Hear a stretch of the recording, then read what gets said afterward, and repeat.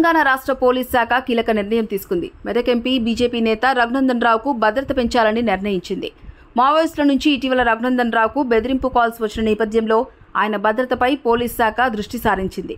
ఈ బెదిరింపు కాల్స్పై క్షుణ్ణంగా దర్యాప్తు చేసిన పోలీస్ శాఖ ఆయనకు అదనపు భద్రత అవసరమని నిర్ణయించారు. ఈ మేరకు రఘునందన్ రావుకు అదనపు భద్రత కల్పించాలని మెదక్ జిల్లా ఎస్పీకు ఆదేశాలు జారీ చేశారు.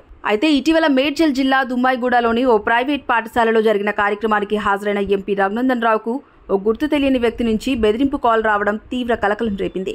ఫోన్ చేసిన వ్యక్తి తాను మధ్యప్రదేశ్కు చెందిన పీపుల్స్ వార్ మావోయిస్ట్ అంటూ సోమవారం సాయంత్రంలోగా ఆయన్ను హతమారుస్తానని హెచ్చరించినట్టు వార్తలు వచ్చాయి. అయితే ఆగంతకుడు కాల్ చేసిన సమయంలో ఫోన్ మాట్లాడిన రఘునందన్ రావు పిఏ ఈ బెదిరింపులపై రాష్ట్ర డీజీపీకి ఫిర్యాదు చేశారు. ఎంపీ రఘునందన్ రావు ఫిర్యాదును పరిగణలోకి తీసుకున్న తెలంగాణ పోలీస్ శాఖ ఆయనకు వచ్చిన బెదిరింపు కాల్స్పై విచారణకు ఆదేశించింది.